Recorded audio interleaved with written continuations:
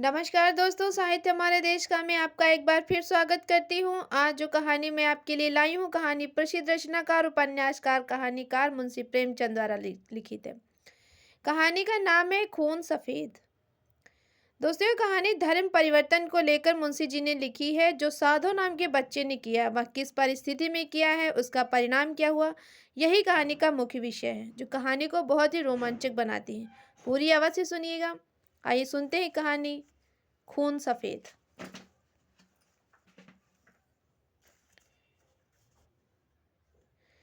चैत का महीना था, लेकिन वे खलिहान जहां अनाज की ढेरियां लगी रहती थी, पशुओं के शरण स्थल बने हुए थे, जहां घरों से फाग और बसंत के आलाप सुनाई देते थे, वहां आज भाग्य का रोना था। सारा चौमास बीत गया, पानी की एक बूंद भी ना गिरी। में एक बार मूसलाधार वृष्टि हुई थी। किसान फूले ना समाये, खरीफ की फसल बो दी, लेकिन इंद्रदेव ने अपना सर्वस्व शायद एक ही बार में लुटा दिया था।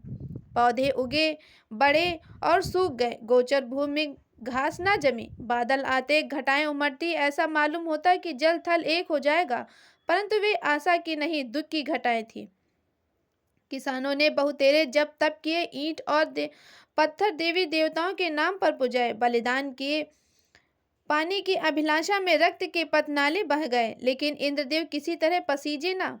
न खेतों में न पौधे थे, और न गौचरों में घास थी, न तालाब में पानी था। बड़ी मुसीबत का सामना था। जिधर देखिए धूल ही धूल उड़ रही थी। दरिद्रता और क्षुधा पीड़ा के दारुण दृश्य दिखाई दे रहे थे। लोगों ने अपने पहले तो गहने रखे, बाद में बर्तन गिरवी रखे, और अंत में उन्हें बेच ही डाला। फिर जानवरों की बारी आई। अब जीविका का कोई अन्य सहारा न था। तब जन्मभूमि पर जान देने वाले किसान बाल बच्चों को लेकर मजदूरी करने के लिए निकल पड़े। अकाल पीड़ितों की सहायता के लिए कहीं कहीं सरकार की सहायता से काम खुल गए थे। बहुतेरे वहीं जाकर जमे, जहां जिसको सुबह था वह उधर ही निकल जाता। संध्या का समय था। जद्दो दराए थका मांदा आकर बैठ गया। स्त्री ने उदास होकर बोला, दरखास्त नामंजूर हो गई। संध्या का समय था। जादव राय थका मांदा आकर बैठ गया और स्त्री से उदास होकर बोला, दरखास्त नामंजूर हो गई। यह कहते हुआ आंगन के जमीन में लेट गया। उसका मुख पीला पड़ गया था और आंतें सुखड़ी जा रही थी। आज 2 दिन से उसने दाने की सूरत भी ना देखी थी। गांव में जो कुछ विभूति थी, गहने, कपड़े, बर्तन भाड़े, उसके घर में जो भी कुछ था, वह उसके पेट में समा चुका था। गांव का साहूकार भी पतिव्रत स्त्रियों की भांति आंखें चुराने लगा था। केवल तकाबी का सहारा था, उसी के लिए दरखास्त दी थी, लेकिन आज वह भी नामंजूर हो गई। आशा का झिलमिलाता हुआ दीपक बुझ गया। देवकी ने अपने पति को करुण दृष्टि से देखा। उसकी आंखों में आंसू आ गए। पति दिन भर का थका मांदा घर आया, उसे क्या खिलावे। लज्जा के मारे वह हाथ पैर धोने के लिए पानी भी ना लाई। जब हाथ पैर धोकर आशा भरी चितवन से वह उसकी ओर देखेगा तो उसे क्या खाने को देगी। उसने आज कई दिनों से दाने की सूरत भी नहीं देखी थी, लेकिन इस समय उसे जो दुख हुआ वह क्षुधा तुरता के कष्ट से कई गुना अधिक था। स्त्री घर की लक्ष्मी होती है। घर के प्राणियों को खिलाना पिलाना वह अपना कर्तव्य समझती है, और चाहे यह उसका अन्याय ही क्यों ना हो, लेकिन अपनी दीनहीन दशा पर जो मानसिक वेदना उसे होती है वह पुरुषों को नहीं हो सकती। अचानक उसका बच्चा साधो नींद से चौका और मिठाई के लालच में आकर अपने पिता से लिपट गया। उस बच्चे ने प्रातःकाल आज चने की रोटी का एक टुकड़ा खाया था। तब से उसे कई बार उठा और कई बार रोते रोते ही सो गया। 4 वर्ष का नादान बच्चा, उसे वर्षा और मिठाई में कोई संबंध नहीं दिखाई देता था। जादू राय ने उसे अपनी गोद में उठा लिया और उसकी ओर दुख भरी दृष्टि से देखा। गर्दन झुक गई और हृदय पीड़ा आंखों में न समा सकी। दूसरे दिन यह परिवार भी घर से निकला। जिस तरह पुरुषों के चित्त से अभिमान और स्त्रियों की आंखों से लज्जा नहीं निकलती, उसी तरह अपनी मेहनत से रोटी कमाने वाला किसान भी मजदूरी की खोज में घर से बाहर नहीं निकलना चाहता। लेकिन हाँ, पापी पेट तू सब कुछ करवा सकता है। मान और अभिमान, ग्लानि और लज्जा, ये सब चमकते हुए तारे तेरी काल घटाओं में छिप जाते हैं। प्रभात का समय था। वे दोनों पति पत्नी विपत्ति के सताए हुए घर से निकले। जादव राय ने लड़के को पीठ पर लिया। देवकी ने फटे पुराने कपड़ों की एक गठरी सिर पर रखी, जिस पर विपत्ति को भी तरस आता था। दोनों की आंखों में आंसुओं से भरी थी। देवकी रोती थी, जद्दोराय चुप था। गांव के 2-4 आदमी से रास्ते में भेंट हुई थी, किंतु किसी ने इतना भी ना पूछा कि कहाँ जाते हो। किसी के हृदय में सहानुभूति का वास न था। जब ये लोग लालगंज पहुंचे तो उस समय सूर्य ठीक सिर पर था। देखा तो मीलों मील आदमी ही आदमी दिखाई देते थे, लेकिन हर चेहरे पर दीनता और दुख के चिन्ह झलक रहे थे। बैसाख की जलती धूप थी। आग के झोंके जोर जोर से हरहराते हुए चल रहे थे। ऐसे समय में हड्डियों के अगणित ढांचे, जिनके शरीर पर किसी प्रकार का कपड़ा न था, मिट्टी खोदने में लगे थे, मानो वह मरघट भूमि थी जहां मुर्दे अपने हाथों से अपनी कब्र खोद रहे हों। बूढ़े और जवान, मर्द और बच्चे, सब के सब ऐसे निराश और विवश होकर काम में लगे हुए थे, मानो मृत्यु और भूख उनके सामने बैठी घूर रही हो। इस आफत में ना कोई किसी का मित्र था और ना ही किसी का बंधु। 8 दिन बीत गए थे। संध्या समय काम समाप्त हो चुका था। डेरे में से कुछ दूर आम का एक बाग था। वहीं एक पेड़ के नीचे जद्दोराय और उसकी पत्नी देवकी बैठे हुए थे। दोनों ऐसे कृश हो रहे थे, उनकी सूरत नहीं पहचानी जाती थी। अब वह स्वाधीन कृषक नहीं थे।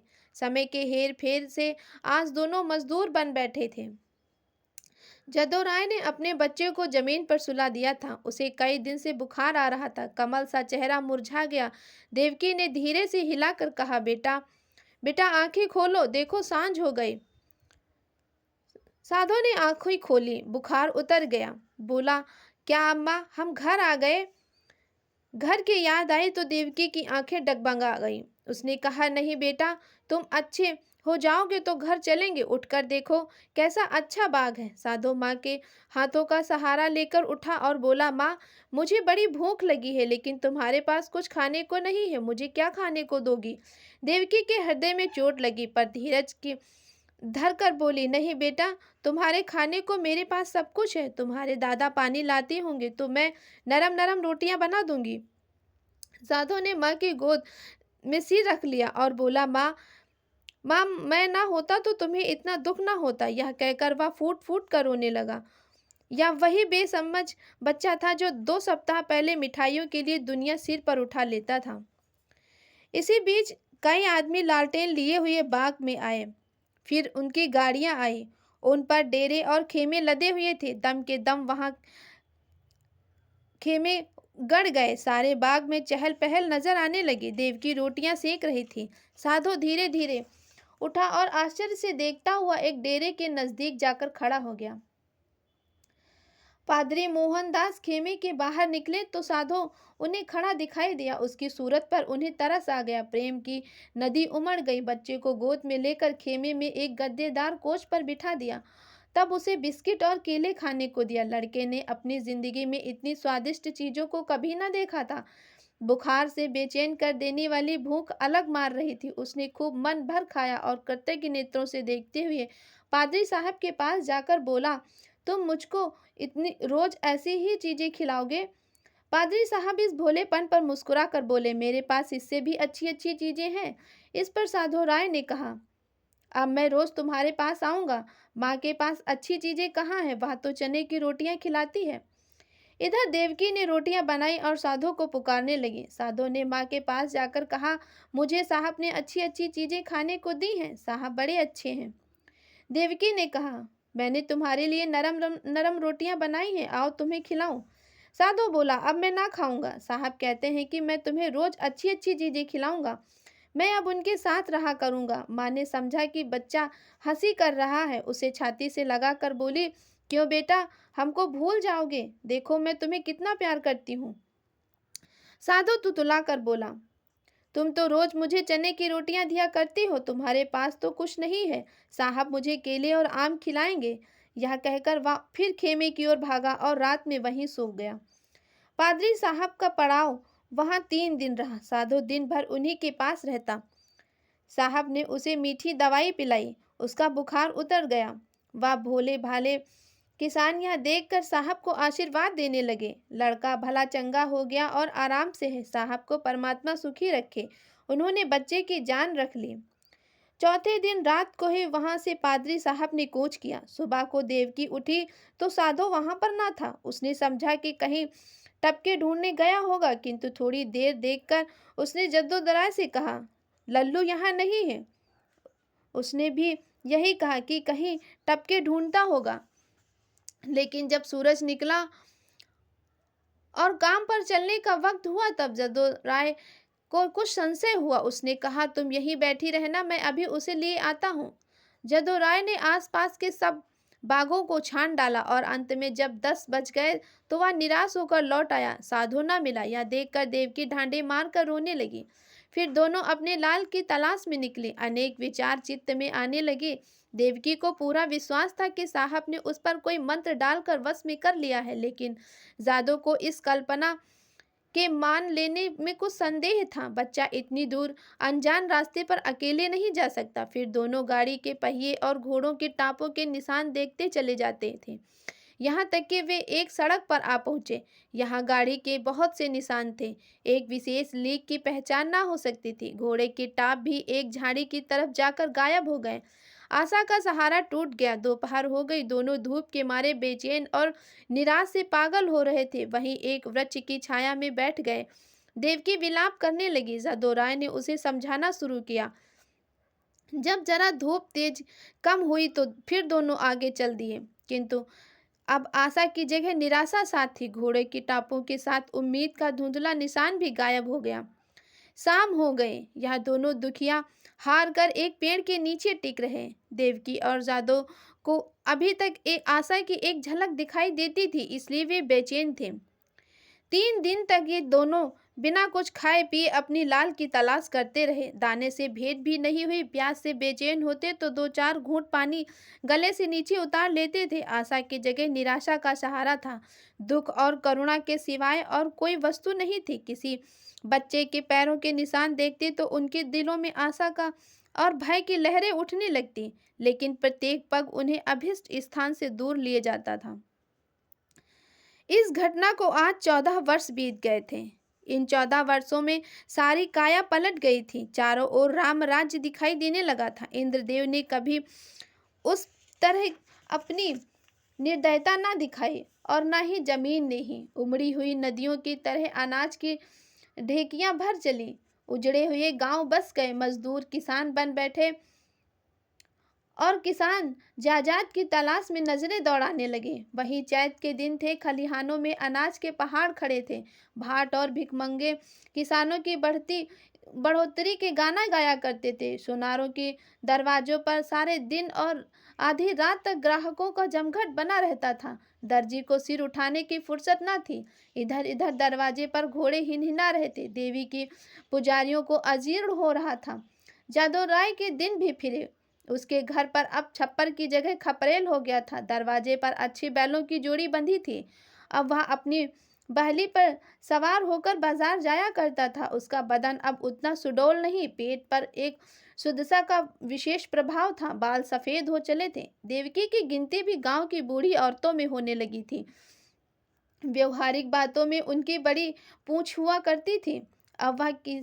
जब वह किसी पड़ोसिन के घर जाती तो वहां बहुएं भय के मारे थरथराने लगती। उनके कटु वाक्य की तीव्र आलोचना के सारे गांव में धाक बंधी हुई थी। महीन कपड़े अब उसे अच्छे नहीं लगते थे, लेकिन गहनों के बारे में वह इतनी ही उदासीन नहीं थी। उनके जीवन का दूसरा भाग इससे कम उज्जवल नहीं। उसकी 2 संतानें भी थीं। लड़का माधव सिंह अब खेती बाड़ी के काम में बाप की मदद करता और एक लड़की भी हुई जिसका नाम शिव गौरी था। वह भी गांव माँ के चक्की पीसने की सहायता किया करती थी और खूब गाती थी। बर्तन धोना उसे पसंद नहीं था, लेकिन चौका लगाने में निपुण थी। गुड़ियों के ब्याह करने से उसका जी कभी नहीं भरता था। आए दिन गुड़ियों के विवाह होते रहते थे। हाँ, इनमें किफायत का पूरा ध्यान रहता था। खोए हुए साधु की याद अभी तक बाकी थी। उसकी चर्चा नित्य हुआ करती थी, कभी बिना रुलाए नहीं जाती थी। देवकी कभी कभार सारे दिन उस लाडले बेटे की सुध में आधी रहा करती थी। सांझ हो गई। बैल दिन भर के थके मांदे सिर झुकाए चले आते थे। पुजारी ने ठाकुर द्वारे में घंटा बजाना शुरू किया। आजकल फसल के दिन थे, रोज पूजा होती थी। जदो राय घाट पर बैठे नारियल पी रहे थे। शिवगौरी रास्ते में खड़ी उन बैलों को कोस रही थी जो उसके भूमिस्थ विशाल भवन का निरादर करके उसे रौंदते चले जाते थे। घड़ियाल और घंटे की आवाज सुनते ही जदो राय भगवान का चरण अमृत लेने के लिए उठे कि उन्हें अकस्मात एक नवयुवक दिखाई पड़ा जो भूखते हुए कुत्तों को धुतकारता हुआ बाइसिकल से आगे बढ़ता चला आ रहा था। उसने उनके चरणों पर अपना सिर रख दिया। जादो राय ने गौर से देखा, तब दोनों एक दूसरे को लिपट गए। जादो भौचक होकर बाइसिकल को देखने लगा। शिव गौरी रोती हुई घर को भागी और देवकी से बोली, अम्मा अम्मा, दादा को साहब पकड़ लिए हैं।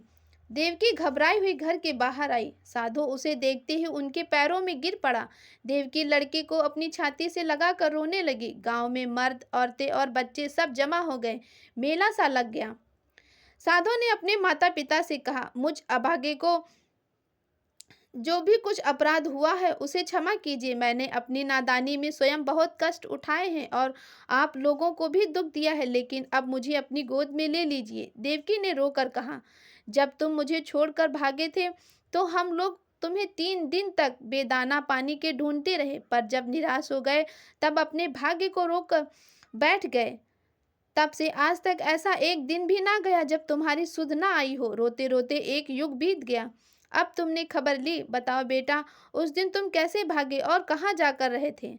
साधु ने लज्जित होकर उत्तर दिया, माताजी, अपना हाल क्या कहूँ, मैं पहर रात रहे आपके पास से उठकर भागा। पादरी साहब के पड़ाव पर शाम को ही मैंने पूछ लिया था। बस पूछता हुआ दोपहर को उनके पास पहुंच गया।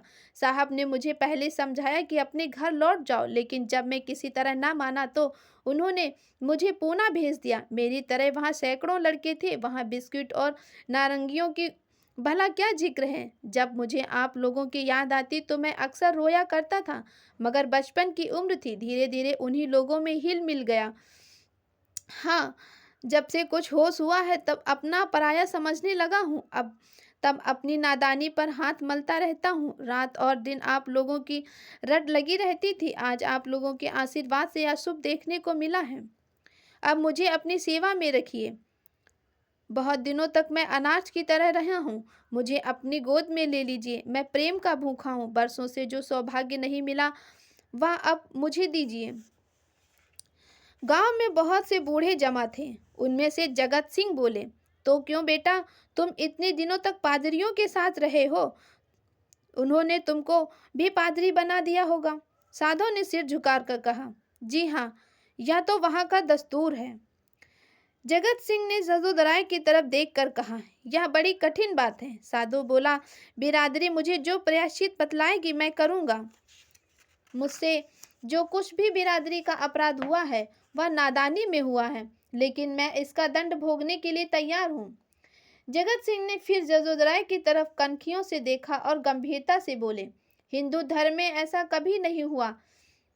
हिंदू धर्म में यह अपराध है। ये तुम्हारे माता बाप तुम्हें अपने घर में रख लें, तुम उनके लड़के हो, मगर बिरादरी कभी इस काम में शरीक नहीं ना होगी। बोलो जदोदराय, क्या कहते हो? कुछ तुम्हारे मन की भी तो सुन लें। जदोदराय बड़ी दुविधा में था। एक ओर तो अपने प्यारे बेटे की प्रीति थी और दूसरी ओर बिरादरी के भय मारे डालता था। जिस लड़के के लिए वह रोते रोते आंख फूट गई, आज वही सामने खड़ा है, आंखों में आंसू भरे कहता है, पिताजी मुझे अपनी गोद में लीजिए। और मैं पत्थर की तरह अचल खड़ा हूँ। शोक इन निर्दयी भाइयों को किस तरह समझाऊं, क्या करूं क्या ना करूं। लेकिन माँ की ममता उमड़ गई। देवकी से रहा ना गया। उसने आधीर होकर बोला, मैं अपने लाल को अपने घर में रखूंगी, अपने कलेजे से लगाऊंगी। इतने दिनों के बाद मैंने उसे पाया है, अब उसे नहीं छोड़ सकती। जगत सिंह रुष्ट होकर बोले, चाहे बिरादरी छूट ही क्यों ना जाए। देवकी भी नरम होकर जवाब दिया, चाहे बिरादरी छूट जाए, लड़के वालों के ही लिए आदमी आड़ पकड़ता है। जब लड़का ही ना रहा तो भला बिरादरी किस काम की आवेगी। इस पर कई ठाकुर लाल लाल आंखें निकाल कर बोले, ठकुराइन, बिरादरी की तो तुम खूब मर्यादा करती हो। लड़का चाहे किसी रास्ते पर जाए, लेकिन बिरादरी चूं तक ना करे। ऐसी बिरादरी कहीं और होगी हम साफ साफ कह देते हैं, अगर यह लड़का तुम्हारे घर में रहा तो बिरादरी भी बता देगी कि वह क्या क्या कर सकती है। जगत सिंह कभी कभी जदोदराय से रुपए उधार लिया करते थे। मधुर स्वर में बोले, भाभी, बिरादरी थोड़ी ही कहती है कि तुम अपने लड़के को घर से निकाल दो। लड़का इतने दिनों बाद घर आया है, हमारे सिर आंखों पर रहे।